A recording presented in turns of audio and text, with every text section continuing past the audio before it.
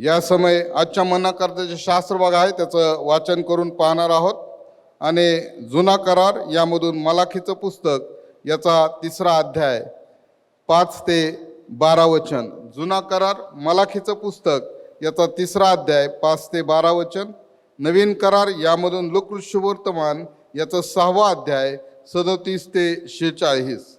नवीन करार लूका शुभवर्तमान याचा 6वा अध्याय 37 ते 46 हे वचन आपण वाचन करून पाहू। मलाकी पुस्तक 3रा अध्याय आणि 5 ते 12 हे वचन वाचू। मी न्याय करावायला तुम्हाकडे येईन आणि जादूगार, व्यभिचारी, खोटी साक्षी यांच्या विरुद्ध आणि मजुरांची मजुरी अडवून ठेवणारे, विधवा व अनाथ यावर जुलूम करणारे आणि मला न भीता परक्याला न्याय मिळू न देणारे यांच्या विरुद्ध साक्ष देण्याची त्वरा करीन, असे सेनाधीश परमेश्वर म्हणतो। कारण मी परमेश्वर बदलणारा नव्हे, म्हणून याकूब वंश हो, तुम्ही नष्ट झाला नाही। तुमच्या पूर्वजांच्या दिवसापासून माझे विधी तुम्ही मोडिले, ते पाहिले नाहीत। मजकडे वळा, म्हणजे मी तुम्हाकडे वळेल, असे सेनाधीश परमेश्वर म्हणतो। तुम्ही म्हणता, आम्ही कोणत्या बाबतीत वळावे? मनुष्य देवाला ठकविल काय? तुम्ही तर मला ठकविले आहे। असे असून तुम्ही म्हणता, आम्ही कोणत्या बाबतीत तुला ठकविले आहे? दशमांश व अर्पणे या संबंधाने। तुम्ही शापाने शापग्रस्त आहात, कारण तुम्ही अवघ्या राष्ट्राने मला फसविले आहे। सेनाधीश परमेश्वर म्हणतो, माझ्या मंदिरात अन्न असावे, म्हणून सगळा दशमांश तुम्ही भांडारात आणा, म्हणजे आकाश कपाटे उडून जागा पूर्ण नाही एवढा आशीर्वाद तुम्हाकरिता वर्षोतके नाही, याविषयी माझी प्रतीती पहा। तुमच्या भूमीच्या पिकाची नासाडी होऊ नये म्हणून ते खाऊन टाकण्यास मी तुम्हासाठी धमकावीन। तुमच्या बागेतील द्राक्षालनाचे फळ अकाली गळणार नाहीत, असे सेनाधीश परमेश्वर म्हणतो। सर्व राष्ट्रे तुम्हाला धन्य म्हणतील, कारण तुमची भूमी मनोरम होईल, असे सेनाधीश परमेश्वर म्हणतो। वाचलेले वचन आम्हा सर्वांसाठी आशीर्वाद करू। आमेन। याचा 6वा अध्याय 37 ते 46। इतरांचे दोष काढण्याबाबत तुम्ही कोणाचे दोष काढू नका, म्हणजे तुमचे दोष कोणी काढणार नाही। कोणाला दोषी ठरवू नका, म्हणजे तुम्हाला कोणी दोषी ठरविणार नाही। क्षमा करा, म्हणजे तुमची क्षमा होईल। द्या, म्हणजे तुम्हाला दिले जाईल। चांगले माप दाबून, हलवून व शीक भरून तुमच्या पत्री घालतील, कारण ज्या मापाने तुम्ही मापून द्याल, त्याच मापाने तुम्हाला परत मापून देण्यात येईल। त्याने त्याच दाखलाही दिला की आंधळाला वाट दाखवून नेऊ शकतो काय? दोघे खाचेत पडतील की नाही? शिष्य गुरुपेक्षा श्रेष्ठ नाही। पूर्ण झालेला प्रत्येक शिष्य आपल्या गुरुसारखा होईल। तू आपल्या डोळ्यातले मुसळ ध्यानात न आणता आपल्या भावाच्या डोळ्यातले कुसळ का पाहतोस? आता तू आपल्या डोळ्यातले मुसळ न पाहता आपल्या भावाला कसे म्हणशील की भाऊ, तुझ्या डोळ्यातले कुसळ मला काढू दे? अरे ढोंग्या, पहिल्याने स्वतःच्या डोळ्यातले मुसळ काढून टाक, म्हणजे तुझ्या भावाच्या डोळ्यातले कुसळ काढून तुला स्पष्ट दिसेल। ज्याला वाईट फळ येईल असे कोणतेही चांगले झाड नाही, तसेच ज्याला चांगले फळ येईल असे कोणतेही वाईट झाड नाही। प्रत्येक झाड त्याच्या फळावरून ओळखून येते। काटेरी झाडावरून कोणी अंजीर काढीत नाहीत, आणि रुद्राक्षाच्या झाडावरून कोणी द्राक्षाचा घड काढीत नाही। चांगल्या मनुष्यात आपल्या अंतःकरणातील चांगल्या भांडारातून चांगले ते काढितो, तसेच वाईट मनुष्य वाईटातून वाईट काढितो, कारण अंतःकरणात जे भरले आहे तेच मुखावाटे निघणार।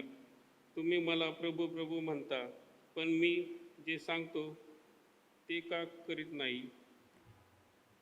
कारण संदेश ऐकल्याने देव आमची आध्यात्मिक उन्नती करतो, आणि संदेश ऐकण्याचा आणि स्वीकारण्याचा मंडळीवर एक चांगला परिणाम असा होतो की देवाचं वचन सांगतं, तारण होत पावलेल्या लोकांची त्यांच्यामध्ये सदैव भर पडत असते. आणि म्हणून देवाचा संदेश हे आमच्यासाठी एक अवर्णनीय अशी भेट आहे देवाची. या समय देवाचे दास अनिलजी बनसोडे आमच्यामध्ये आहेत. ते वचनाची सेवा आपल्यामध्ये करणार आहेत. हा समय मी त्यांच्या हातामध्ये देत आहोत. प्रभू त्यांची सेवा निश्चित आशीर्वादित करेल. थँक्यू. God bless. परमेश्वर प्रेरित प्रत्येक शास्त्रलेख हा सद्बोध, दोष दाखवणे, सुधारणूक याकरिता उपयोगाचा आहे. यासाठी की देवाचा भक्त पूर्ण होऊन प्रत्येक चांगल्या कामासाठी सज्ज व्हावा. देवबापाला टाळ्या वाजून धन्यवाद देऊया. Thank you Lord. धन्यवाद येशू. धन्यवाद येशू. Thank you Lord. प्रभू येशू ख्रिस्ताच्या अवर्णनीय नावामध्ये सर्व संतगणांना मी अभिवादन करतो. चर्च ऑफ क्राइस्टचे सर्व पाळक वर्ग, सर्व मंडळ आणि मंदिरामध्ये जमलेल्या सर्व लहान थोराचे मी प्रभूच्या नावामध्ये मनापासून आभार मानतो की आज गिडियन संडेच्या निमित्तानं देवाच्या वचनाची सेवा करण्याची संधी आपण मला दिली. वचनाचं सुरुवात करण्याआधी सांगतो, आजचा संदेश वास्तविक पाहता 2 भागामध्ये असणार आहे. देवाचं वचन आणि त्यानंतर गिडियनच्या सेवा कार्याविषयीची थोडक्यामध्ये माहिती. आपणा सर्वांना गिडियनचं सेवा कार्य चांगल्या प्रकारे माहीत आहे. वर्षानुवर्ष आपण त्याविषयी ऐकत आहात, त्यामध्ये भाग घेत आहात आणि म्हणून त्या कार्याविषयी मी खूप वेळ घेणार नाही तुम्हाला सांगायला. अगदी शेवटी जाता जाता थोडक्यामध्ये त्याविषयी सांगेल. परंतु वचनाविषयी सांगत असताना लक्ष लागू द्या, कारण आजचा जो संदेश आहे तो 2 गोष्टी मिक्स आहेत. म्हणजे आजच्या संदेशामध्ये शिकवणं आहे आणि संदेश पण आहे. टीचिंग आणि प्रीचिंग.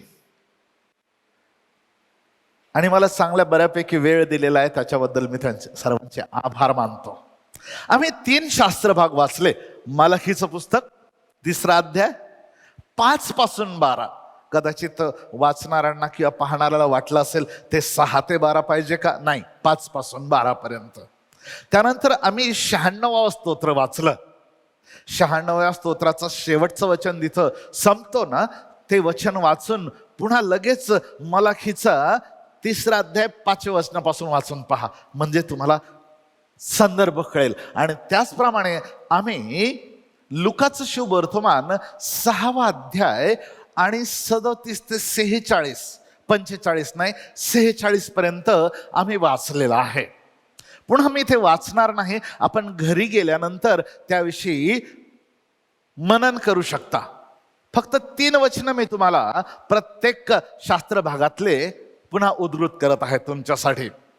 मलाखीचं पुस्तक 3रा अध्याय 10 वचन आम्हाला सांगतं की सेनाधीश परमेश्वर म्हणतो, माझ्या मंदिरामध्ये अन्न असावे म्हणून सगळा दशमांश तुम्ही भांडारात आणा, म्हणजे मी आकाश कपाटे उघडून जागा पुरणार नाही एवढ्या आशीर्वादाचा तुमच्यावर वर्षाव करतो की नाही याविषयी माझी प्रतीती पहा.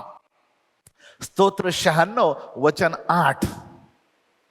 परमेश्वराच्या नावाची थोरविगा अर्पण घेऊन त्याच्या अंगणात या. लूक 6वा अध्याय 38 वचन.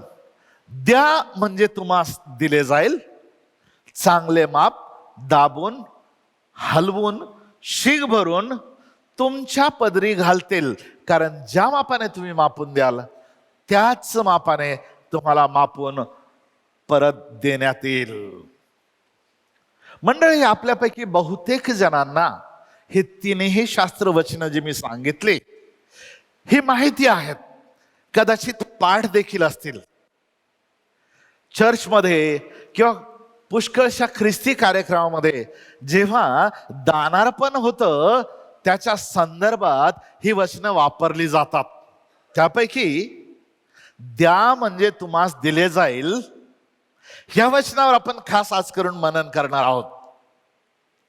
आता मला तुम्हाला सांगू द्या, जर तुम्ही बारकाईनं ते वाचलं ना, तो शास्त्रभाग लुकाचं सुवर्तमान 6वा अध्याय लिहिलेली वचनं 45 पर्यंत 46 पर्यंत, तर त्या ठिकाणी पैसा हा या वचनाचा संदर्भ नाही. पैसा हा त्या वचनाचा संदर्भ नसला तरी देखील त्याच्यामध्ये पैशाचा समावेश होतो आणि होऊ शकतो.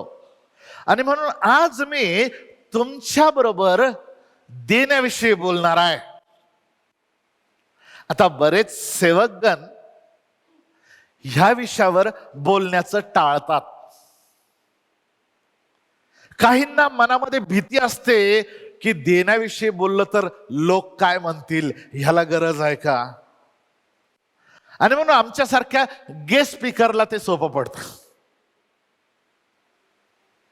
ज्या वेळेला तुम्ही देता त्यावेळेला 2 घटक कार्यरत होतात.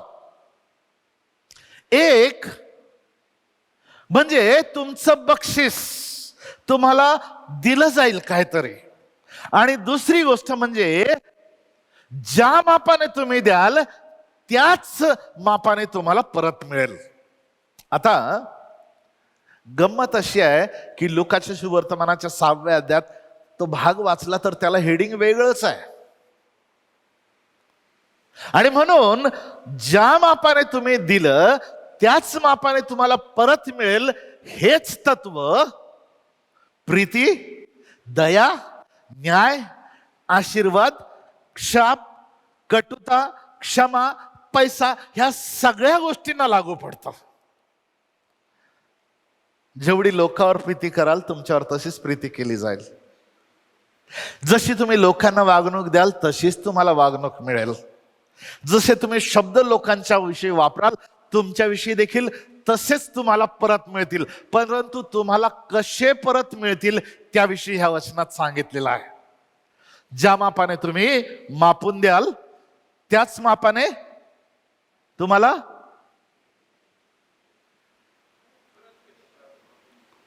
कसं माहित आहे का? लहानपणी मला आठवतं घरामध्ये काही वेळेला शेजारी वगैरे नातेवाईक यायचे आईकडे, बाई पीठ संपलंय पीठ द्या. आणि मग आमची आई, आजकालच्या काही तरुणांना माहीत नसेल, एक माप असतं, 8वा म्हणतात त्याला, पत्र्याने ठोकून बनवलेलं. ते 8व्यामध्ये पीठ भरायची, दाबायची, चांगलं दाबून दाबून दाबून द्यायची. आणि मग लहानपणी मला असं वाटायचं की देताना असं दिलं पाहिजे असं वचनात लिहिलंय. आणि मला वाटतं की तुम्हाला पण पुष्कळांना असं वाटत असेल की असं द्यायचं सांगितलंय. पण जेव्हा मी बारकाईनं अभ्यास केला ना या वचनांचा, ते वचन आम्हाला सांगतं की द्या. ज्या वेळेला तुम्हाला परत मिळणार आहे त्यावेळेला मात्र जे काही तुम्ही दिलेलं आहे ते रिटर्न येताना तुमच्याकडे दाबून हलवून शीग भरून तुम्हाला देण्यात येणार आहे. इंग्रजीमध्ये लिहिलंय, men will give unto your बुझम.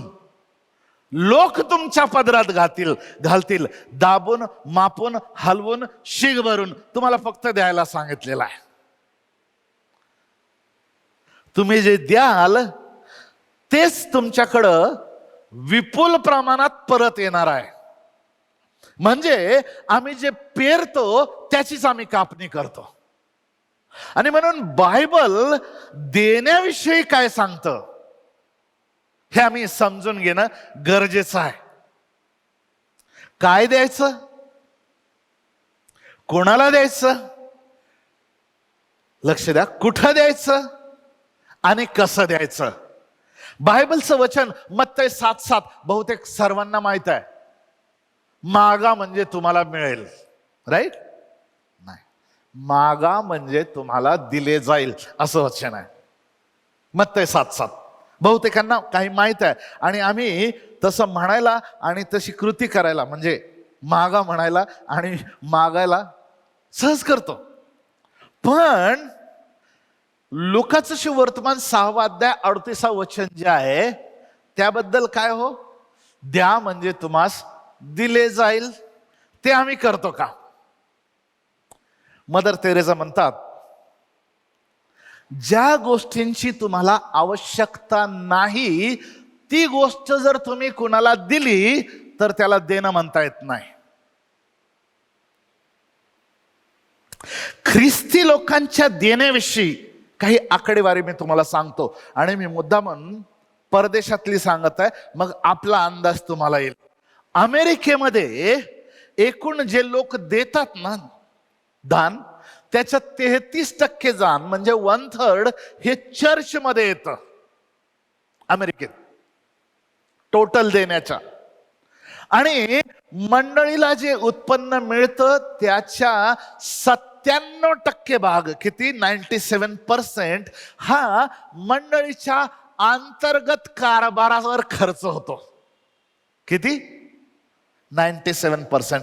आणि उरलेला 3% भाग हा ज्यांच्यापर्यंत सुवार्ता पोहोचलेली नाही त्यांच्यापर्यंत सुवार्ता नेण्यासाठी खर्च होतो. मग आता भारताची परिस्थिती काय असू शकेल तुम्ही विचार करा. चर्चला जाणाऱ्यांपैकी अमेरिकेमध्ये फक्त 5% लोक दशांश देणारे आहेत. किती टक्के? आणि अमेरिकेतल्या एकूण 26 कोटी ख्रिस्ती लोकांपैकी 26 कोटी ख्रिस्ती विश्वासणाऱ्यांपैकी फक्त 1.5 कोटी लोक दशांश देतात. 26 कोटी मधले फक्त 1.5 कोटी.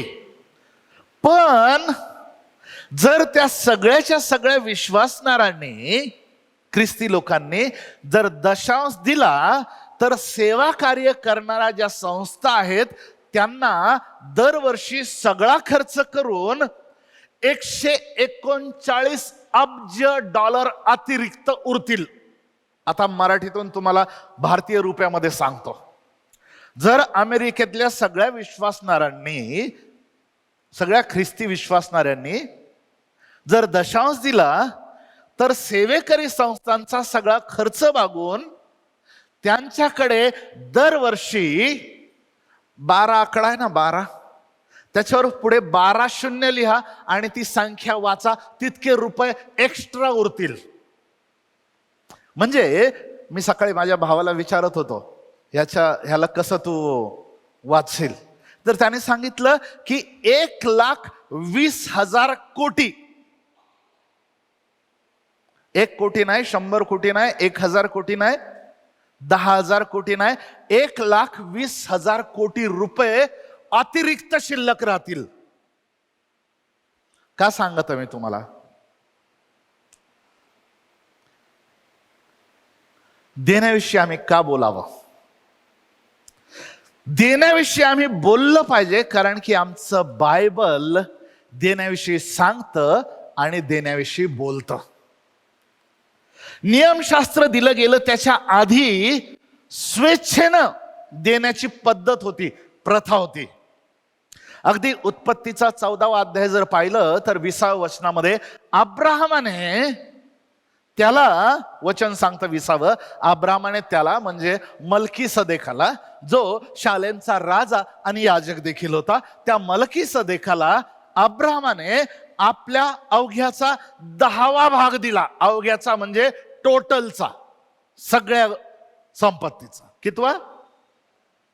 नियमशास्त्र दिलं जाण्याआधी उत्पत्तीच्या पुस्तकात 28व्या अध्यायाच्या 22व्या वचनामध्ये आम्ही पाहतो की याकोबाने परमेश्वराला वचन दिलं, पुष्कळ काय काय बोलला, जर तू मला असं करशील, मला इकडे घेऊन चाललास, तिकडून मला परत आणशील, माझ्या बापाच्या घरी मला सुखरूप आणशील, तर तू माझा देव होशील, वगैरे वगैरे वगैरे.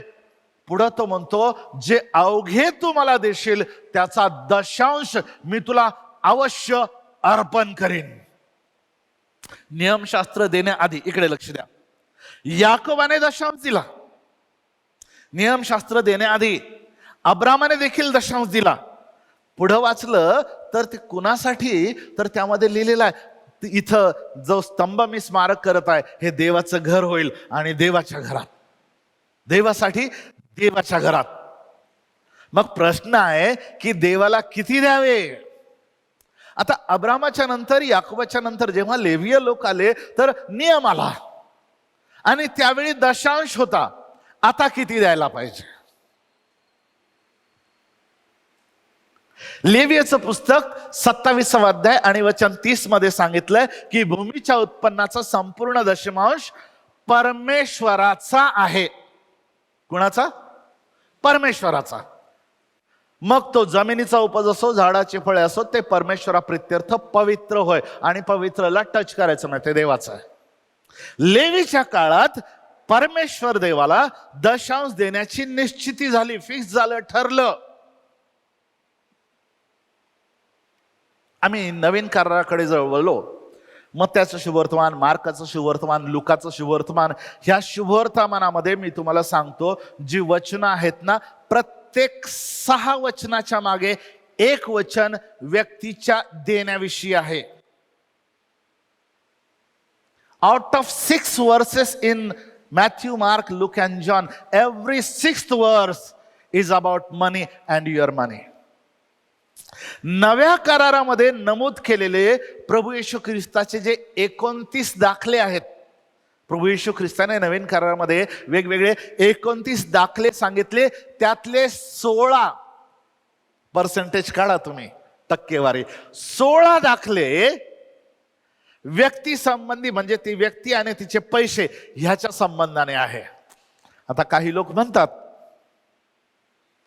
हो दशांश जुन्या करारात होता, आताची शिकवण तशी नाहीये. मला वाटतं एक पत्र आहे बायबलमध्ये, इब्री लोकास पत्र. माझ्या बायबलमध्ये ते नवीन करारात आहे, तुमच्या बायबलमध्ये जुन्यात आहे की नव्यात आहे तुम्ही बघा. इब्री लोकास पत्र 7वा अध्याय 1 ते 10 घरी गेल्यानंतर वाचा. त्याच्यामध्ये स्पष्ट लिहिलं वचन 8. इकडं पाहिलं तर मर्त्य माणसांना दशांश मिळत होते असं नाही लिहिलेलं नवीन कराराच्या काळात. आता नवीन करार हा जुन्या कराराप्रमाणे लिगलिस्टिक वे, म्हणजे नियमाच्या नुसार द्यायला तुम्हाला आज्ञा करत नाही. हे खरं आहे. त्याचं कारण आहे, संत पौलानं ज्या वेळेला करिंथ इथल्या मंडळीला दुसरं पत्र लिहिलं, त्यावेळेला त्या दुसरं करिंथ 9वा अध्याय आणि 7व्या वचनामध्ये तो म्हणतो की प्रत्येकाने आपल्या अंतःकरणामध्ये ठरवल्याप्रमाणे द्यावे. देणं भाग पडतं म्हणून नाही, कारण संतोषानं देणारा देवाला आवडतो. बघा, आता जेव्हा आम्ही देण्याविषयी बोलतो तेव्हा तुम्हाला सांगतो मी, पुष्कळ, तुम्ही नाही पण पुष्कळ लोक खिडकीतून बाहेर बघत असतात देण्यावर संदेश असेल तर, किंवा उगीच पानं चाळत असतात, किंवा काही जण आपल्या मोबाईलमध्ये बघत असतात, किंवा शून्यात बघत असतात. का माहित आहे का? ते आवडत नाही हो. एकदा 3 मित्र होते, 3 फार कंजूस, आणि इतके कंजूस की कुठून काय मिळेल एवढंच फक्त बघायचे. एकदा रविवारी सकाळी सकाळी बघितलं, अरे चांगले चांगले कपडे घातलेले लोक हातामध्ये बॅगा वगैरे घेऊन, पुस्तकं घेऊन चाललेत एक कंपाऊंडमध्ये. ते पण आले कंपाऊंडमध्ये, बघितलं चर्च इकडे सगळे बसले, काहीतरी मिळेल आपल्याला म्हणून ते पण येऊन बसले. आता वेळ झाला होता, पालक साहेबांनी अनाऊन्स केलं आता दानपात्र होईल, आणि मग आशर चालले दानाच्या पिशव्या घेऊन पुढं पुढं. त्यांच्या लक्षात आलं हे देत नाहीत तर हे घेत आहेत आपल्याकडून, टाकावं लागतंय. 3 जण बसले होते बेंचवर. पटकन मधल्याने काय केलं, चक्कर आल्याची आयडिया केली, दुसऱ्या दोघांनी त्याला उचललं आणि बाहेर पडले. जर देण्याविषयी जर कोणी बोलत असेल आणि काहीतरी टोचत असेल. आणखी एकदा सांगतो, आणखी दुसऱ्या उदाहरणाने सांगतो. जर तुम्ही डॉक्टरकडे गेलात ना, तर डॉक्टर पोटात दुखतंय म्हटलं, तर डॉक्टर विचारतात इथं दुखतं का? नाही. इथं दुखतं का? नाही. इथं दुखतं का? नाही. इथं दुखतं का? नाही. इथं दाबतात इथं जिथं डॉक्टरनी दाबल्यावर आलं ना, जोरात आवाज आला ना, डॉक्टरला कळतं की ह्या भागावर इलाज करायचा आहे.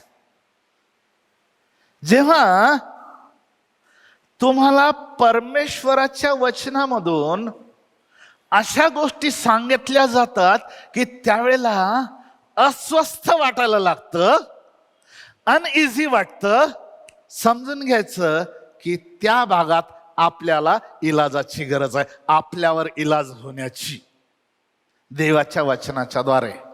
आणि म्हणून लक्ष द्यायचंय, शिकायचंय की देव मला काय बोलू इच्छित आहे, देव मला काय सांगू इच्छित आहे.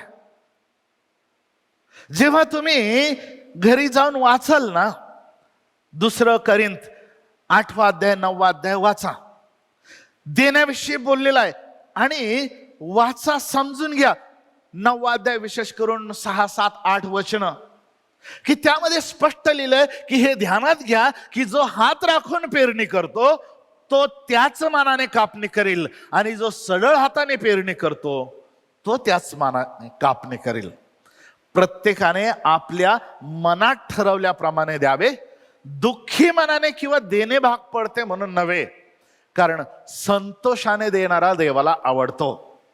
जर पुढे गेलात तुम्ही 9, 10, 11 हे वचन वाचली तर त्यामध्ये लिहिले की तो चहूकडे वाटप करीत असतो, दरिद्र्यास दानधर्म करत असतो, त्याचे नीतिमत्व युगानुयुग राहते असे शास्त्रात लिहिले आहे. आणि जो पेरणाऱ्यांना बी पुरवतो, लक्ष द्या नीट, जो पेरणाऱ्यांना बी पुरवतो व खाण्याकरता अन्न पुरवतो तो तुम्हाला बी पुरविल व ते बहुगुणित करील आणि तुमच्या नीतिमत्वाचे फळ वाढवेल, म्हणजे तुम्ही सर्व प्रकारच्या औदार्यासाठी सर्व गोष्टींनी संपन्न व्हाल. त्या औदार्यावरून आमच्याद्वारे देवाचे आभार प्रदर्शन होते. मला आठवतं, मी हैदराबादमध्ये एका कॉन्फरन्समध्ये होतो, लीडरशिप कॉन्फरन्स, आणि त्या ठिकाणी हार्डली 2 मिनिटाची एक व्हिडिओ क्लिप दाखवली आणि ती इतकी टचिंग होती. एकदा एका रविवारच्या दिवशी एक प्रतिष्ठित कुटुंब चर्चला आलं नाही. पाळकांना अस्वस्थ वाटलं. पुढच्या रविवारी पण ते आले नाही, त्याच्या पुढच्या रविवारी पण आले नाही. पाळक साहेब आपली स्कूटर घेऊन, जुनी स्कूटर घेऊन, तिचा आवाज येतो, व्हिडिओ, ते त्यांच्या घरी गेले. ते भलं मोठं कंपाऊंड, ते वॉचमॅनने त्याला 15-20 मिनिटं थांबवून ठेवलं. पाळक साहेब कसे तरी आले. त्या बंगल्याच्या समोर स्कूटरचं स्टँड लावताना त्याचा तो पत्रा असतो ना साईडला, कवर, मला माहित नाही त्याला काय म्हणतात, तोच खाली पडला धपकन. त्यांनी लाज खाज तसाच तो दाबला. घरामध्ये गेले, दार उघडायला 5-7 मिनिटं घेतले. घर मालकीने, अरे पाळक साहेब या या या, प्रेज द लॉर्ड, बसा. बसले, चहा पाणी झालं. कसे काय येणं केलं? पाळक साहेब म्हणतात की तुम्ही 3-4 आठवडे झाले आला नाहीत, काय झालं? हो काय सांगायचं पाळक साहेब, आमचा ड्रायव्हरच सुट्टीवर गेला. आणि मग त्या सांगू लागल्या, आम्हाला ड्रायव्हरची गरज आहे, आम्हाला इंग्लिश बोलणारा ड्रायव्हर पाहिजे. You know pastor, we want English speaking person and we are ready to give him 40,000 rupees salary. 40,000 रुपये सॅलरी द्यायला आम्ही तयार आहोत. आणि सगळं त्याला, आणि त्या कॅमेऱ्याने पाळकाच्या चेहऱ्याचे हावभाव कॅच केले. आणि निघता निघता ज्या क्षणी मी ते व्हिडिओ बघितलं ना, माझ्या डोळ्यामध्ये टचकन पाणी भरलं. कारण त्या पाळकाचे पुढचे शब्द होते, sister can I get that job, मला ते काम मिळेल का तुमचं? ज्या वेळेला देवाच्या सेवकाला असं म्हणावं लागतं ना मंडळीनो, विचार करा. तिमोथेचं पत्र 5वा अध्याय, पहिलं पत्र 5वा अध्याय 17 वचन आम्हाला सांगतं की जे वडील चांगल्या प्रकारे आपला अधिकार चालवतात. फार महत्वाचं आहे अधिकार चालवणं आणि चांगल्या प्रकारे अधिकार चालवणं, फरक पण आहे त्यात. जे वडील चांगल्या प्रकारे आपला अधिकार चालवतात आणि विशेष करून जे उपदेश व शिक्षण ह्या बाबतीत श्रम घेतात ते दुप्पट सन्मानास गणले जावेत. आता मला माहित नाही सन्मान म्हणजे काय म्हणता तुम्ही, आणि मग दुप्पट सन्मान म्हणजे काय हे त्यातून कळतं. मग प्रश्न पडतो की आम्ही काय द्यायला पाहिजे देवाला. आता देवाला म्हणजे देवाच्या सेवेकरिता आपली वेळ, आपला पैसा, आपलं श्रम, आपलं जे काही परमेश्वराने दिलेली कला आहे, गुण आहे, आशीर्वाद आहे, दान देणगी आहे, ज्या कशाने परमेश्वर देवाने तुम्हाला आशीर्वादित केलेलं आहे ते सर्व. काही वेळेला मी वेगवेगळ्या चर्चेसमध्ये जातो आणि पुण्यामध्ये ज्या वेळेला ते CNIच्या काही चर्चेसमध्ये जातो तिथं विशेष करून दानार्पणाची प्रार्थना म्हणताना मी एक वाक्य कॅच केलं की जे बायबलमध्ये, हे परमेश्वरा तुझ्याच पासून प्राप्त झालेले आम्ही तुला देत आहोत ही धर्मदाने व अर्पणे जी आमच्या पवित्र हस्ते तुझ्या पवित्र वेदीवर सादर करतो त्याचा तू स्वीकार कर. दावीद महाराजाची प्रार्थना आहे जी पहिलं इतिहास 29:12 मध्ये लिहिलेली आहे की हे परमेश्वरा धन आणि मान तुझ्यापासूनच प्राप्त होतं. हे परमेश्वरा आम्हाला ह्या प्रकारे स्वेच्छेने अर्पण करता यावी असा मी कोण आहे आणि माझे लोक तरी कोण आहे. सगळं काही तुझ्यापासून प्राप्त होतं आणि तुझ्यापासून प्राप्त झालेलं आम्ही तुला देत आहोत. आमचं परमेश्वराला समर्पण किती आहे त्याच्या, आम्ही परमेश्वर तर म्हणतो, प्रभू तर म्हणतो, तर लॉर्ड म्हणजे त्याच्या लॉर्डशिपला आमचं सबमिशन किती आहे हे तो पाहतो प्रियांनो. म्हणजे आम्ही त्याचं वचन पाळतोय का ते तो पाहतो आणि त्याप्रमाणे तो करतो.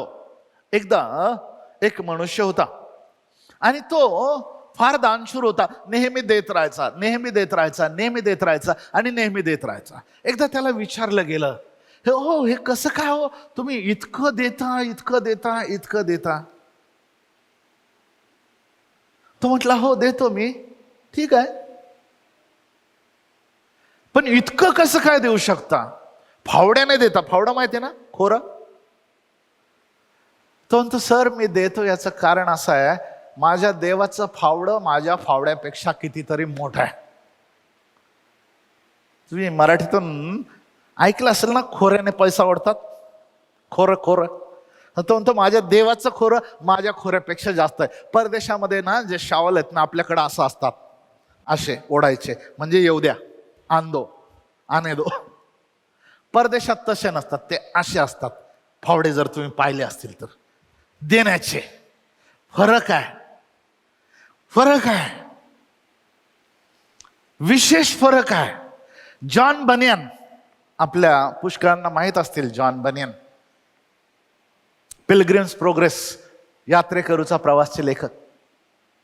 जॉन बनियन म्हणतात, a man there was they called him mad. A man there was they called him mad, the more he gave more he had. हा मनुष्य होता की लोक त्याला वेडा म्हणायचे, इतका वेड्यासारखं द्यायचा, पण जितका तो जास्त द्यायचा तितकं त्याला जास्त परत मिळायचं, तितकं त्याला परत मिळायचं, तितकं त्याला जास्त परत मिळायचं. एकदा एक मनुष्य दवाखान्यामध्ये ऍडमिट होता आणि दवाखान्यामध्ये ऍडमिट असताना त्याच्या नातेवाईकांना लक्षात आलं की तो शेवटच्या टप्प्यावर आहे, मरणार आहे. आणि मरणार आहे असं लक्षात आल्यानंतर त्याच्या नातेवाईकांनी ज्या वेळेला सगळे कागदपत्र पाहिले तर बघितलं की एक त्याचं काहीतरी, त्याला कितीतरी कोटी रुपये त्याला मिळतायत.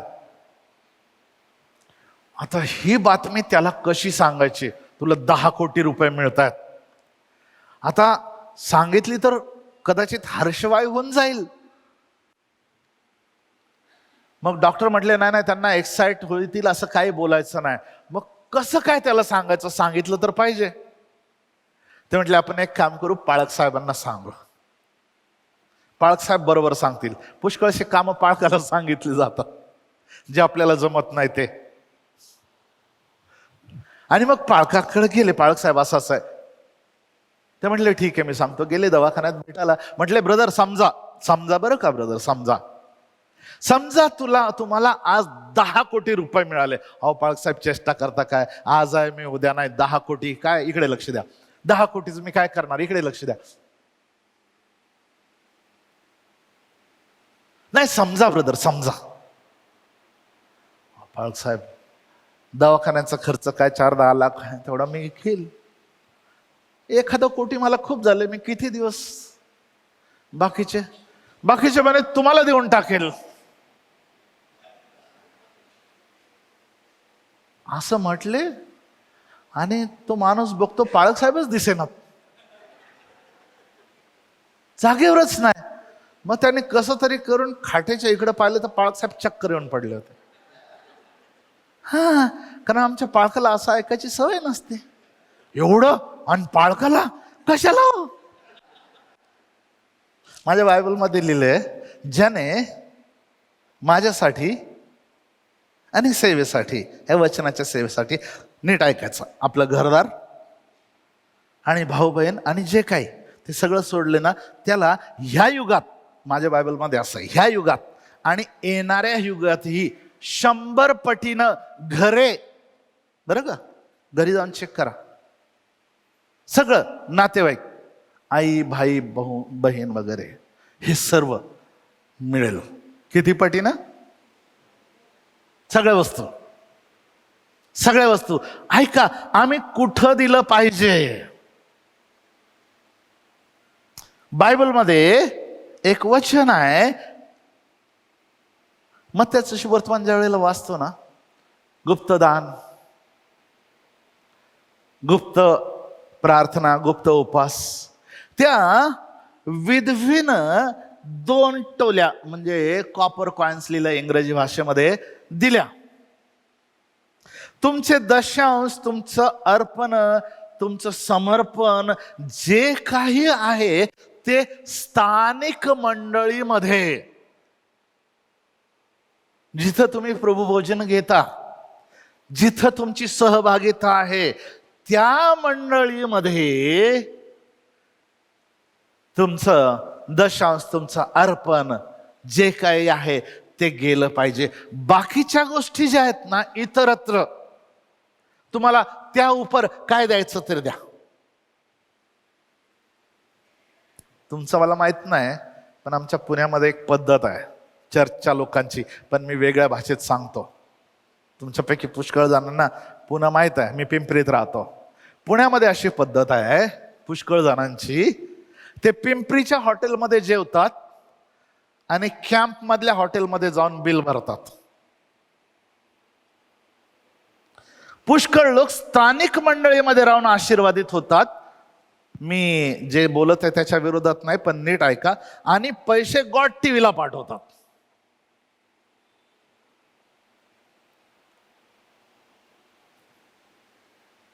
मला काय म्हणायचं ते समजून घ्या. योहान 3:16 मध्ये आम्हाला लिहिलंय की देवाने जगावर एवढी प्रीती केली की त्याने आपला एकुलता एक पुत्र दिला. म्हणजे त्याने स्वतःसाठी काहीच ठेवलं नाही, तर आपल्यावर, आपण इंग्रजीमध्ये म्हणतो ना, ही स्पेंट लॅविशली. आम्ही आशीर्वादासाठी प्रार्थना करतो.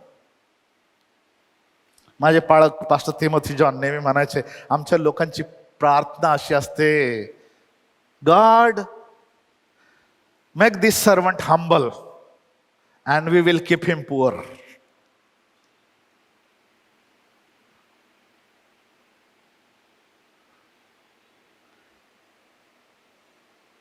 अल्बर्ट आइन्स्टाईन तुम्हाला माहित आहे, ते म्हणतात की value of a man resides in what he gives and not in what he is capable of receiving.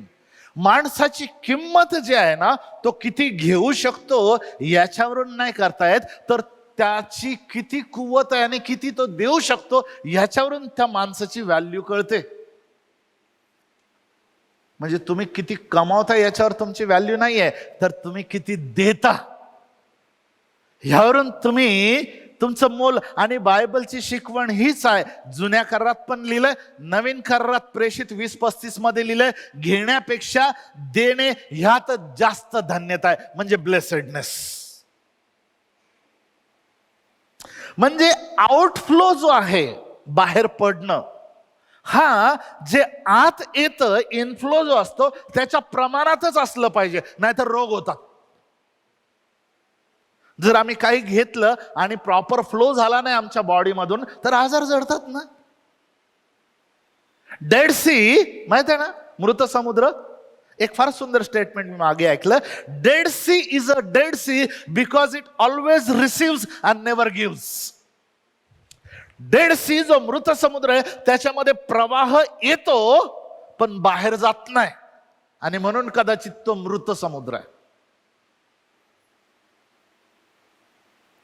आणि म्हणून प्रभू येशू ख्रिस्ताचे शब्द आहेत मत्तयाचं सुवर्तमान 6व्या अध्यायामध्ये 19:20 मध्ये, की पृथ्वीवर आपल्यासाठी संपत्ती साठवू नका, तेथे कसर व जंग खाऊन नाश करतात आणि चोर घर फोडून चोरी करतात. किती जण आम्ही येशूचे वचन सिरियसली घेतो? तर स्वर्गात आपल्यासाठी संपत्ती साठवा, तेथे कसर व जंग खाऊन नाश करत नाहीत व चोर घरफोडी करत नाहीत व चोरीही करत नाहीत. आणि मग वचन आहे, जिथं तुझं धन आहे तिथं तुझं मनही असेल. जर तिकडं धन साठवलं ना, आमचं मन कायम तिकडं असतं आणि आम्ही कायम तिकडच्या गोष्टी करतो. एका देवाच्या सेवकाने म्हटलंय, a man is not fully converted unless his purse is converted. जोपर्यंत तुमच्या पाकिटाचा अंतःकरणात बदल झालेला नाही तोपर्यंत तुमच्यामध्ये बदल झालेला नाही. का द्यायला पाहिजे आम्ही? 2 कोरिंथ 8:14 मध्ये वचन सांगतं, तुम्ही द्यावं यासाठी की आमची गरज त्यातून भागवली जावी. 2 कोरिंथ 9:13 मध्ये म्हटलेलं आहे की जेव्हा तुम्ही देता तेव्हा तुम्ही देवाचा गौरव करता. आणि आम्ही देवाचे आहोत आणि देवाकडून आम्हाला भरपुरीनं प्राप्त झालेलं आहे. आणि परमेश्वर देवाने आम्हाला सांगितलेलं आहे आमच्याकडे पुष्कळ असावं देण्यासाठी, म्हणून आम्ही द्यावं, म्हणजे आमच्याकडे आणखी येईल. देवाच्या लोकांना नीट ऐका, जे काही आमच्याकडे आहे त्याचे आम्ही मालक नाही, तर आम्ही फक्त आणि फक्त त्याचे व्यवस्थापक आहोत. देवाने आम्हाला जे दिलंय त्याचं व्यवस्थापन आम्हाला व्यवस्थित करायचं आहे. आणि ते जर आम्ही या ठिकाणी व्यवस्थित केलं ना, तर येणाऱ्या युगामध्ये ज्या वेळेला प्रभू येशू ख्रिस्त 1000 वर्ष या ठिकाणी राज्य करणार आहे, त्यावेळेला जे थोडक्याविषयी विश्वासू असलेले आहेत ना, त्यांची तो मोठ्या गोष्टीवर नेमणूक करणार आहे. हे खरं आहे, हे फिजिकल ह्या जगात होणार आहे. आज देव लोकांचे शोध घेतो, तो त्यांच्यावर सोपवून देतो आणि त्यांचा प्रामाणिकपणा पाहतो. आणि जर इथं प्रामाणिक राहिला ना, तो शाब्बास भल्या आणि विश्वास सुद्धा असा, तू थोडक्याविषयी संतुष्ट विश्वासू राहिलास, ये मी तुझी पुष्कळावर नेमणूक करील. तो मालक त्याने दाखला दिला. एक घरधनी होता, तो आला, आपल्या धनांना दिलं, कुणाला 5, कुणाला 2, कुणाला 1. आणि ज्यांनी त्याचा वापर केला ना, जे काही देवाने दिलं त्याचा, त्याला परत द्यायचं त्याच्यासाठी म्हणून त्याने हे अभिवचन दिलेलं आहे. हे सगळं देवाचं आहे. देवाचं वचन आम्हाला सांगतं हग्गय 2:8 मध्ये की परमेश्वर म्हणतो, रूप माझं आहे, सोनं माझं आहे, असं सेनाधीश परमेश्वर म्हणतो. आणि मग प्रश्न आहे की आम्ही कसं द्यावं? आणि मग लुकाचं शिवर्तमान 6 अध्याय 38 वचन. द्या म्हणजे तुम्हास दिलं जाईल. कसं? चांगलं माप, दाबून, हलवून, शीग भरून तुमच्या पदरात घालतील. ज्या मापाने तुम्ही मापून द्याल त्याच मापाने तुम्हाला दिलं जाईल. का द्यावं? क्लिअर कट आहे. ही देवाच्या वचनामध्ये आज्ञा आहे. काय द्यायचं? वेळ, श्रम, पैसा, कृपादान, स्वतः. म्हणजे सगळ्यात पहिलं स्वतःचं समर्पण देवाला पाहिजे. देवाला तुमचे पैसे तसे नको आहेत जर स्वतःचं जीवन दिलेलं नसेल तर. कुठं द्यायचं? अब्रामाने, याकोबाने ज्या सेवकाकडून आपल्याला सेवा मिळते त्याला आणि त्या ठिकाणाला देण्याचं कबूल केलं, दिलं. का द्यायचंय? कारण की आम्हाला परमेश्वर देवाने, देवपित्याने उदाहरण घालून दिलं. देवाने जगावर एवढी प्रीती केली की त्याने आपला एकुलता एक पुत्र दिला. मराठीचे जाणकार असाल, आयझॅक मॅडम इथं आहेत. विंदा करंदीकरांची एक कविता आहे. देणाऱ्याने देत जावे, घेणाऱ्याने घेत जावे, देता देता एक दिवस देणाऱ्याचे हात घ्यावे. म्हणजे द्यायला शिकावं. हात घ्यावे म्हणजे काय? बायबल घेण्यापेक्षा देण्यामध्ये जास्त धन्यता म्हणजे आशीर्वाद आहेत असं सांगतं. विक्टर विगो म्हणून एक देवाचे सेवक होते. ते म्हणतात, you can give without loving but you cannot love without giving. सांगतो तुम्हाला, तुम्ही प्रीती नसताना सुद्धा देऊ शकता, पण न देता तुम्ही प्रीतीच करू शकत नाही. देवाने प्रीती केली, दिलं. उदाहरण सांगतो. चौकामध्ये थांबता, सिग्नलला कोणी येतं, तुम्हाला पैसे मागता, तुम्ही सहज देता, पण प्रीती असते असं काय नाही, त्याला द्यायचं म्हणून मिटलं. You can give without loving but you cannot love without giving. जर देवावर प्रीती आहे म्हणता तर मग देणं आहे. कसं द्यायचं? पटकन 5-10 मुद्द्यामध्ये सांगतो. 1, उदारपणे. देवाचं वचन आम्हाला सांगतं 1 कोरिंथ 9 अध्याय 6 वचनामध्ये की जो उदार मनाने पेरणी करतो तो त्याच मनाने कापणी करणार आहे. आम्ही नीतिसूत्र 11:25 मध्ये वाचतो की उदार मनाचा संपन्न होतो. आम्ही 1 तिमोथेय 6:18 मध्ये वाचतो, संत पौल तिमोथेला म्हणतो, त्या धनाढ्य लोक जे आहेत त्यांना तू सांग, निक्षून सांग, तुम्हाला कापणी करायची आहे म्हणून पेरणी करा. आणि तुमची कापणी ही पेरणीवर अवलंबून आहे. हा नियम आहे. उदार मनाचा समृद्ध होतो. चांगलं ते करावं. सत्कर्माविषयी धनवान असा. 1 पहिला मुद्दा मी तुम्हाला सांगितलं की उदारपणे द्या. नंबर 2 नियमितपणे आणि वैयक्तिक रीतीने, नॉट ॲज अ फॅमिली. आणि कसं नियमितपणे म्हणजे बायबलमध्ये सांगितलंय आठवड्याच्या पहिल्या दिवशी प्रत्येकाने आपल्याला जसं यश मिळालं त्या मानाने आपणाजवळ द्रव्य जमा करून ठेवावे.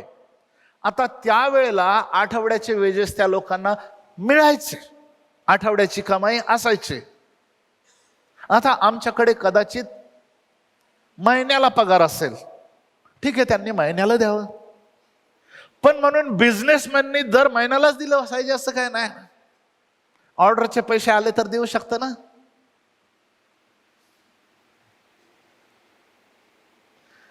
नियमितपणे, डू इट रेग्युलरली. प्रत्येकानं, फॅमिली म्हणून नाही. जर तुमचं इन्कम आहे तर ते तुम्ही द्यायचं. नंबर 3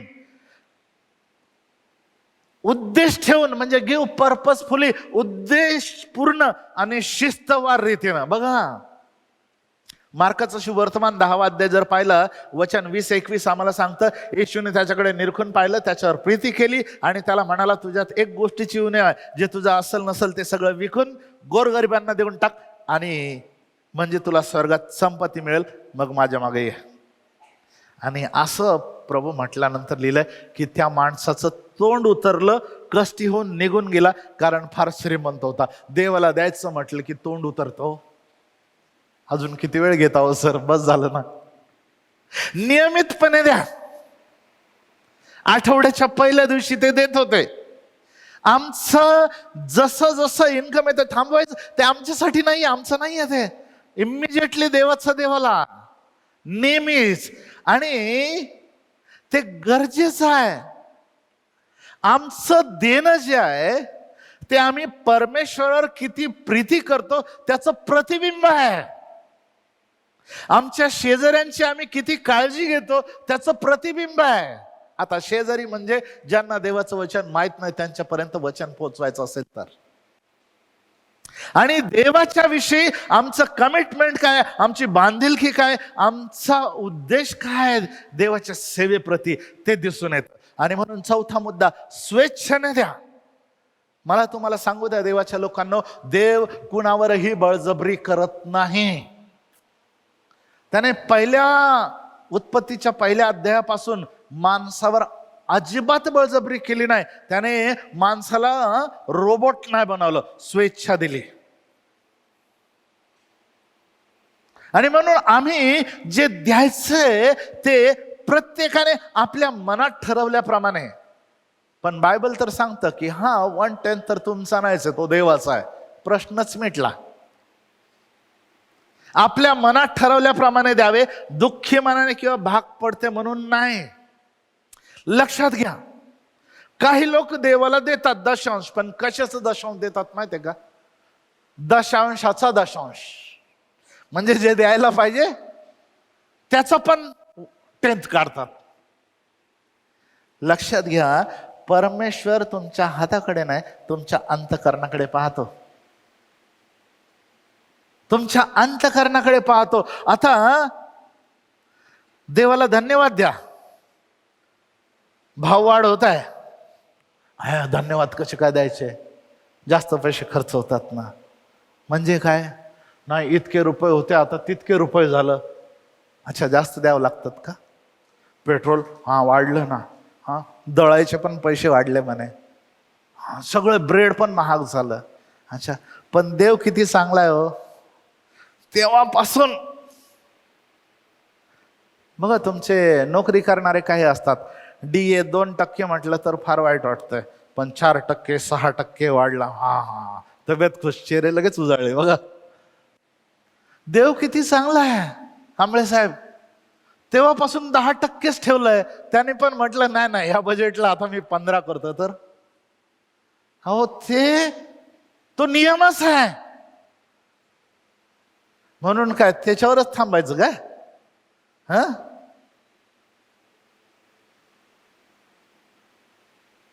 विचार करा. पाचवी गोष्ट, गिव्ह सॅक्रिफिशियली, त्यागपूर्ण. त्याग. संत पौल म्हणतो त्या लोकांचे, मासिदोनियातल्या लोकांच्या विषयी सांगतो की त्यांनी आपल्या कुवतीपेक्षा जास्त कमालीच्या दारिद्र्यात असताना दिलं. बघा, इथं कोणी म्हणणार नाही मी दारिद्र्यात आहे म्हणून. आणि कमालीचं दारिद्र्य बायबलमध्ये शब्द येतो. त्यांनी यरुशलेमेतल्या संतगणांच्यासाठी कसं आपल्या कुवतीच्याही पलीकडे जाऊन, माझे पाळक म्हणायचे, एकदा आम्ही गेलो एका वसईला, एका मासेमाराच्या घरी गेलो. त्याने आम्हाला बोटवर फिरवलं आणि आमचा इतका पाहुणचार केला, मासे वगैरे खाऊ घालून, की आम्हाला लाज वाटायला लागली. माझ्या पाळक झब्बा घालायचे, झब्बा असा समोर केला त्यांनी. आम्ही 8-10 जण होतो, 2-3 कुटुंब. आणि ते म्हटले, आमच्या भावाला आपण आशीर्वादित करू द्या, पण मी तुम्हाला सांगतो पोटाला चिमटा बसेल असं द्या. काय? आणि त्या मंडळीने, आमच्या 4-5 कुटुंबांनी त्या माणसाला जे दिलं ना, ते काय दिलं ते सांगत नाही, परंतु तो मनुष्य ज्याला दिलं, तो गरीब मनुष्य आहे ना, तो आज देवाचा सेवक झालाय, पाळक झालाय. जो साधा कोळी होता, ख्रिस्ती नव्हता. त्यागपूर्ण रीतीने द्या.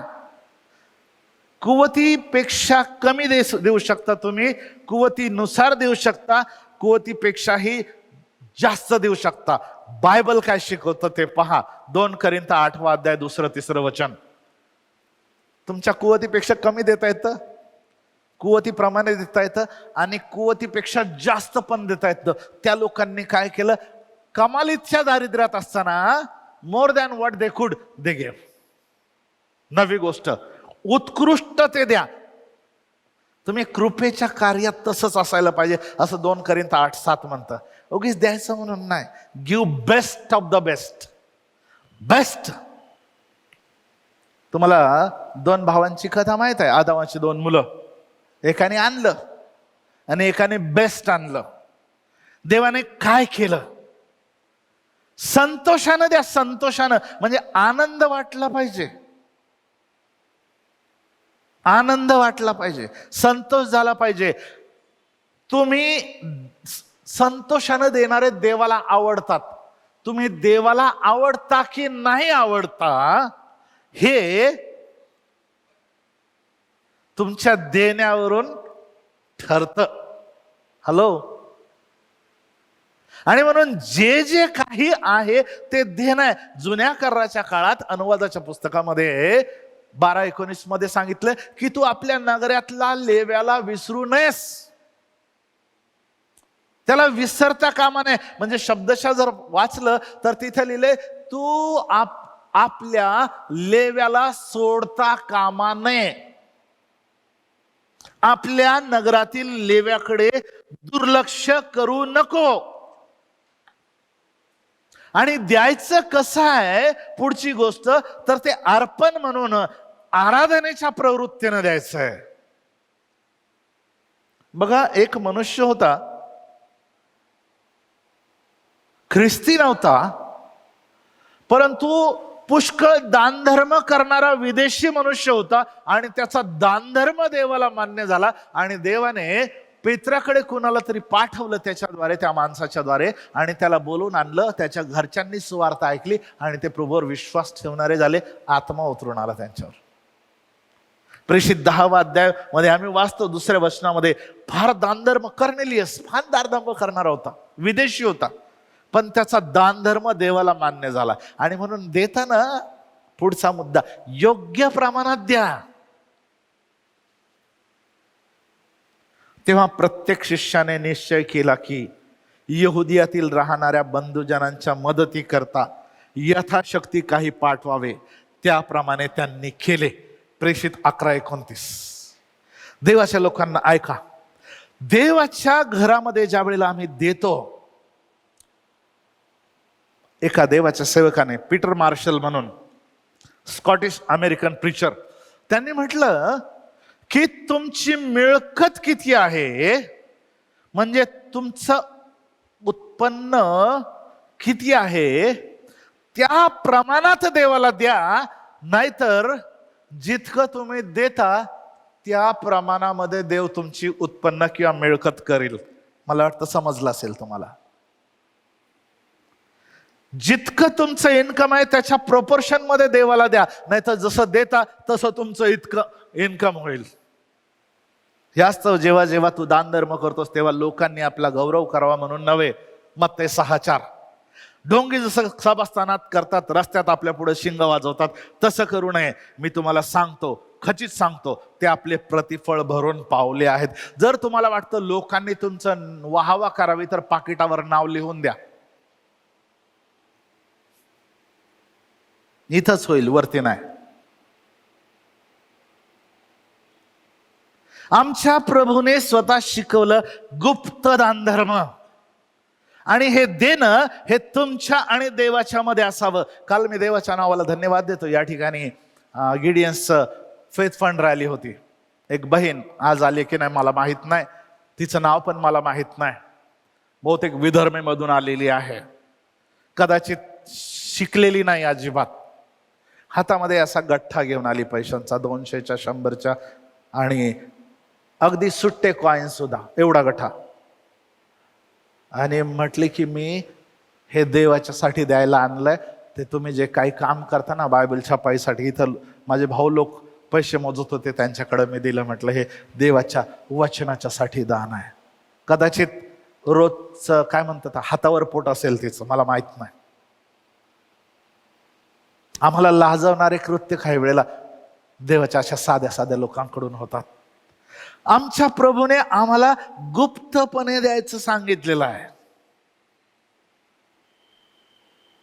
आम्ही आमच्या देण्यावर दोरी बांधून नाही द्यायचंय. दोरी बांधून म्हणजे काय? मासा पकडतात, माशाला काहीतरी बेट गळाला लावतात, काहीतरी गांडूळ लावतात किंवा काही पण खाद्यपदार्थ. माशाला वाटतं की हे मला दिले बरं का, किती दानशूर माणूस आहे.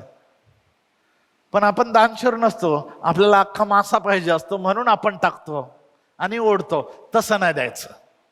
एकदा दिलं म्हणजे ते जे दिलंय त्याचा आणि तुमचा संबंध तुटतो. त्याचं काय करतो? तो मासा पाहून गेला आणि तो देव पाहून गेला.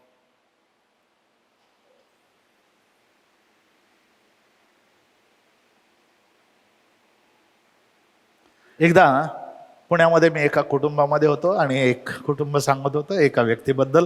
देवाचा सेवक आहे म्हणतो. आम्ही त्याला एवढे पैसे दिले आणि मग तो लगेच रिक्षा करून गेला, पायी आला होता.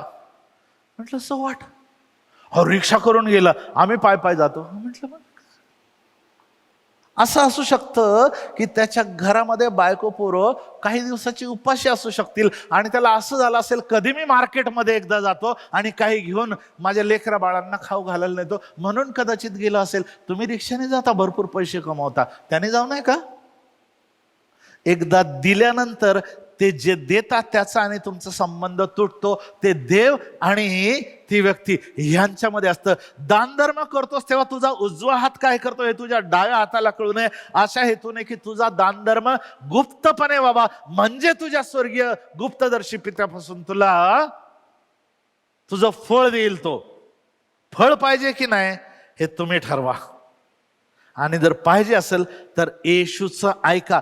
चार्ल्स स्पर्जनचं नाव तुम्ही ऐकलं असेल. चार्ल्स स्पर्जन आणि त्यांची पत्नी त्यांच्या नातेवाईकांमध्ये फार खडूस म्हणून प्रसिद्ध होते. चांगले सेवक, परंतु त्यांचे नातेवाईक त्यांच्यावर फार नाराज असायचे. का? घरी गेलं ना, पूर्वीच्या काळी असेल तुम्ही, ती बाई म्हणे एवढ्या कोंबड्या आहेत, एवढे अंडे आहेत, एक अंड फोडून अंड्याची पोळी करून देत नाही. स्पर्जनची मिसेस कधीच दिलं नाही त्यांनी.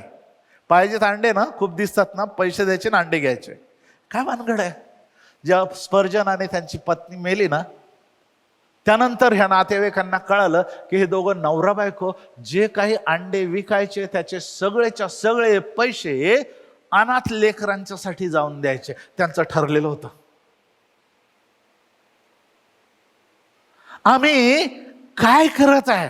ग्रीडी कशासाठी? लोक काही पण म्हणू द्या, पण आम्ही परमेश्वराची सेवा कशा प्रकारे करतोय? आणि म्हणून देवाचं वचन आम्हाला सांगतं, उपदेशक 11:1 मध्ये की तू आपली भाकर पाण्यावर सोड, पुन्हा पुष्कळ दिवसांनी फिरून तुझ्याकडे परत येईल. Cast your bread upon waters.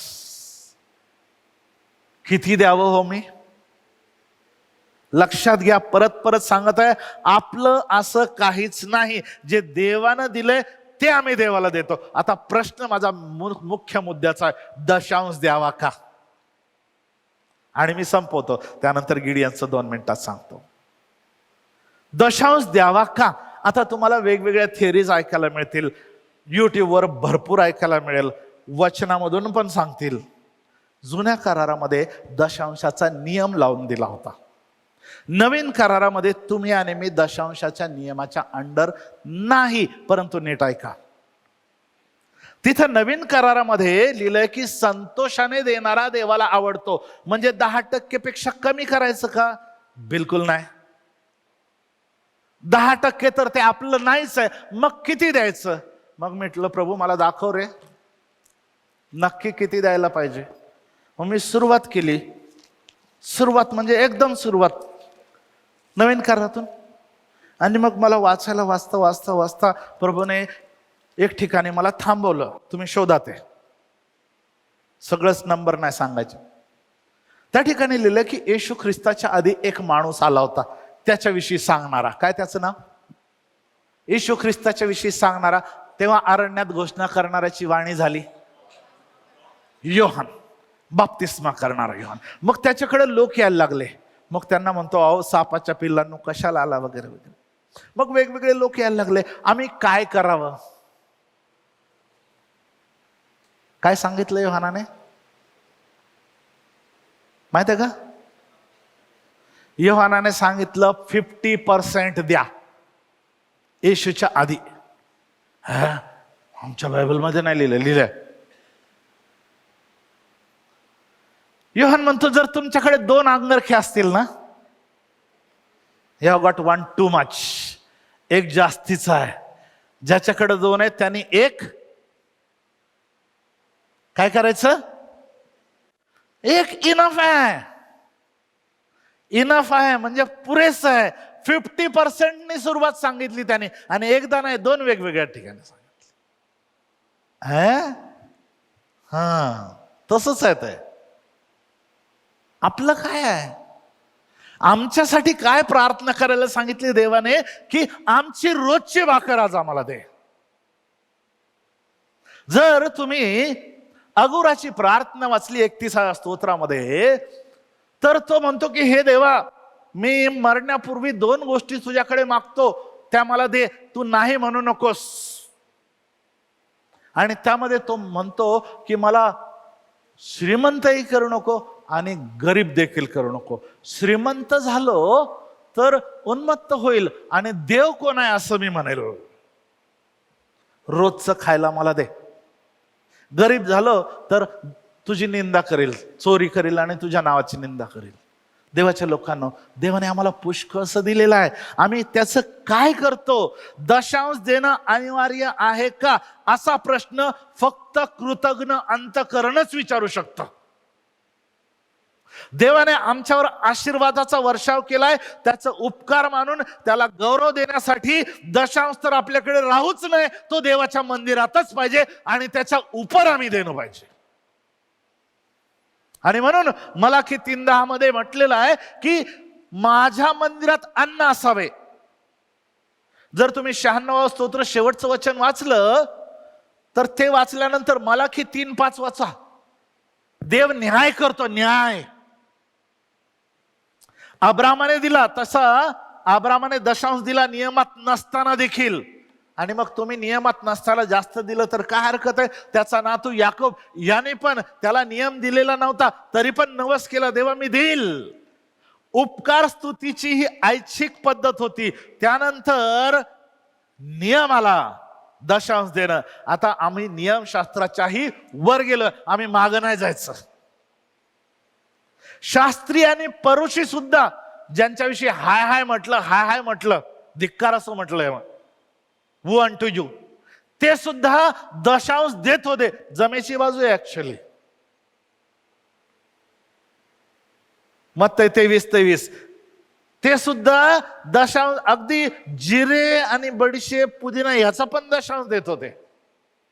आम्ही त्यांना नावं ठेवतो. तसा नियम नसताना देखील देत होते. आता देवाचं नियम नसताना नंतर नियम झाला, आता आम्ही नियमाच्या बाहेर आलो. आता आम्ही काय करायला पाहिजे? आमचं देणं हे आमचं जीवन ठरवतं. येशू ख्रिस्ताने ज्यांनी दिलं ना, त्या विधवेने सगळं दिलं, तिची प्रशंसा केली बरं का. असं नाही म्हटलं तिला काय गरज होती. आम्ही म्हणू काय पाळक आहे, विधवेकडून घेतो. अरे काय संदेश आहे, त्या विधवेला जेवायला नाही, तिच्या पोराला नाही, त्यांची म्हणतो मला भाकर दे आधी. देवाच्या लोकांना नीट ऐका, जर देवाकडून आशीर्वाद प्राप्त व्हायचा असेल तर हात राखून पेरणी नाही करायची. आम्ही आमच्या स्वतःसाठी जे महत्वाचं फार प्रेशस आहे ते स्वतःसाठी ठेवतोय का? काय करतोय? आमचं पासबुक आहे ना, बिली ग्रॅहम, डॉक्टर बिली ग्रॅहम नाव ऐकलेलं असेल. ते म्हणतात की आमचं पासबुक हे खरं आमचं थिओलॉजिकल डॉक्युमेंट आहे. त्याच्यातून खरं कळतं आमची देवावर किती प्रीती आहे. किती ब्लिंकिटला, किती स्विगीला आणि किती कुठं, हे त्यात सगळं नमूद केलेलं असतं. आणि म्हणून आज ज्या वेळेला तुम्हाला देण्याची संधी आहे, एका देवाच्या सेवकाने म्हटलं, do your giving while you are living so that you are knowing where it is going. जिवंत असतानाच द्या, म्हणजे तुमचं देणं कुठं जातं हे तुम्हाला समजून येतं, माहिती होतं. देवाच्या लोकांना ऐका, आज आम्हाला देण्याची संधी आहे. फक्त आजच्या दिवसाबद्दल बोलत नाही मी. पंडित रामबाई त्या म्हणतात, एकच जीवन लवकर सरेल, परंतु प्रभूसाठी जे काही कराल ते चिरकाल उरेल.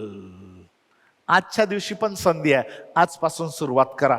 मराठीमध्ये एक सुंदर शब्द प्रयोग आहे, शुभस्य शीघ्रम. म्हणजे चांगलं गोष्ट करायची ना तर लगेच जाऊन करायची. त्या माणसाला येशूने सांगितलं जा कर, त्याचं तोंड पडलं, निघून गेला. आज संधी आहे तुम्हाला, आणि आजपासून नियमित संधी आहे. फक्त गिडियनसाठी देण्याला आहे. गिडियन्स तर एक माध्यम आहे. आज चालना मिळेल, आज निर्णय घ्या. दरवर्षी तुमच्याकडे आम्ही गिडियन्स येतात, कोणीतरी येतात, सांगतात की 125 वर्षापासून सेवा कार्य चालू आहे. जगातल्या 200 देशामध्ये सेवा कार्य चालू आहे. 109 भाषामध्ये आम्ही बायबल देतो, आणि भारतामध्ये 65 वर्षापासून बायबलचं छपाई आणि वितरण मोफत करतो. अशा लोकांच्या पर्यंत देतो की ज्यांना दिलं नाही तर त्यांना कधी प्रभू कळणार नाही. आज भारतातल्या 19 वेगवेगळ्या भाषांमध्ये आम्ही देवाचं वचन देतो. गेल्या वर्षी फक्त भारतामध्ये 66 लाख बायबल आम्ही लोकांच्या पर्यंत मोफत वाटले. जवळजवळ 25,000 गिडियन भारतामध्ये काम करत आहेत. त्यांच्या पत्नी त्यांच्या बरोबरीनं काम करत आहेत, आणि मंडळी आणि गिडियन मिळून हे काम करत आहेत. देवाचं वचन छापायचं आणि लोकांना द्यायचं. काय होतं हो ते दिल्यानंतर? विश्वकर्मा नावाचा एक माणूस, विश्वकर्मा नावावरून समजू शकता तुम्ही कोण आहे. ट्रेननी सफर करत होता आणि कुणीच बसायला जागा देत नव्हती, परंतु असे 2-4 तरुण होते आणि त्यांच्या गप्पा इतरांपेक्षा वेगळ्या होत्या. ते म्हटले, ये बाबा बस. आणि हे बस, हे वाचतो का? आता त्याला बसायला जागा पाहिजे होती, त्याला वाचायला इंटरेस्ट नव्हता. त्याने म्हटलं चलो ले लो, बैठने को तो मिलता है ट्रेन में जगह, सफर थोड़ा सा आसान हो जाएगा. विश्वकर्माने बसला, पुस्तक घेतलं त्यांच्यासाठी. वाचेल का? वाचेल म्हटला. ते सांगू लागले. थोडा विश्वकर्मा घेऊन घरी गेला, ठेवलं, आणि वेळ मिळाली तेव्हा कधीतरी वाचायला लागला. परंतु विश्वकर्माच्या लक्षात आलं की हे काहीतरी वेगळंच आहे, आणि इंटरेस्ट यायला लागला. आणि जसं वाचत गेला ना, त्याच्या शेजाऱ्यांना जाऊन त्याने विचारलं. ते म्हटले, अरे हे बाइबल है, इसमें तो नया नियम लिखा है. बोले हा ना, इसको बाइबल बोलते हैं. हे विश्वकर्मा, ते म्हटले तुला समजतं का? ये आमच्याकडे, आणखी सांगतो. चर्चला घेऊन गेले आणि देवाच्या लोकांना ऐकवा. यशाचं पुस्तक 55 अध्यायामध्ये सांगितलं की जसा पाऊस आणि बर्फ आकाशातून पडतो, जमीन भिजवल्या वाचून आणि तिला सफळ आणि हिरवीगार केल्या वाचून राहत नाही, तसं परमेश्वर म्हणतो माझ्या मुखातून निघणाऱ्या वचनाचं होईल. ज्या कामासाठी हे पाठवलेलं आहे ते सिद्ध केल्या वाचून पुन्हा विफळ होऊन माझ्याकडे परत येणार नाही. आणि तेच झालं. विश्वकर्माने प्रभू येशू ख्रिस्ताचा स्वीकार केला. काही वर्षात त्याचे बायको लेकरं प्रभू मध्ये आलं. मी देवाच्या नावाला धन्यवाद देतो की विश्वकर्माला गिडियनचा स्टाफ म्हणून कामावर घेण्यासाठी प्रभूने मला कृपा पुरवली. कारण त्यावेळेला मी गिडियन्सचा असोसिएट डायरेक्टर होतो. संपूर्ण भारतातलं रिक्रुटमेंट मी करत होतो. आजही गिडियनच्या सेवा कार्यामध्ये विश्वकर्मा पगारी नोकर आहे. देवाच्या वचनाची सेवा करत आहे. कसं घडलं? ट्रेनमध्ये एक बायबल कुणीतरी विश्वकर्माच्या हातात दिलं. ते बायबल देणारे जरी गिडियन असले तरी त्याच्या मागं पुष्कळ तुमच्यासारख्यांच्या प्रार्थना आणि आर्थिक सहयोग आहे. वर्षातून एकदा ज्या वेळेला मंडळीमध्ये आम्ही जातो त्यावेळेला आम्ही सांगतो की आमच्यासाठी प्रार्थना करा. या सेवा कार्यामध्ये सभासद होऊन सहभागी व्हा, आणि परमेश्वर देव तुम्हाला चालवत असेल त्याप्रमाणे ह्या सेवा कार्यासाठी दान द्या. आजच्या दिवशी तुम्हाला संधी आहे. तुमच्याकडे दानपात्र होत असताना जर गिडियनच्यासाठी तुम्हाला द्यायचं आहे तर तुम्ही त्याच्यावर विशेष करून गिडियन सेवा कार्यासाठी म्हणून लिहू शकता. जर आम्ही बाहेर भेटून तुम्ही देऊ शकता. जर तुमच्याकडे आत्ता नाही, तुम्ही स्कॅन कोड वापरून पाठवू शकता. आमच्या स्थानिक लोकांना भेटून तुम्ही देवाच्या वचनाच्या छपाईसाठी देऊ शकता. किती? आणि कसं हे देवाच्या वचनामधून मी तुम्हाला समजून सांगितलेलं आहे. देव तुम्हाला नक्कीच आशीर्वादित करेल आणि आशीर्वाद खरे आम्हाला तेव्हा समजणार आहेत जेव्हा आमची आणि त्याची भेट होणार आहे. प्रार्थना करूया. देवबापा, आम्ही तुला धन्यवाद देतो, तुझे आभार मानतो, मान सन्मान आणि गौरव तुला देतो. आजच्या दिवसाबद्दल आभार मानत असताना विशेष करून प्रभू तुझ्या लोकांच्या प्रती तुझी प्रीती दाखवून तू जशी आमच्यावर प्रीती केलीस तशी प्रीती करण्यासाठी आम्हाला तू सांगितलेलं आहेस. तुझं वचन ऐकणारे नसावेत फक्त, तर आम्ही तुझं वचन ऐकून त्याप्रमाणे वागणारे असावेत. अशी दयाकृपा आमच्यावर कर. धन्यवाद देतो. तुझं वचन जे अंतःकरणात पेरलं गेलेलं आहे ते वचन दुष्टाने हिरावून घेऊ नये म्हणून प्रत्येकाच्या अंतःकरणामध्ये पवित्र आत्म्याच्या द्वारे शिक्कामोर्तब कर. तुला मान सन्मान गौरव देतो. येशूच्या नावाने मागतो म्हणून तू ऐक. आमेन. थँक्यू. God bless you.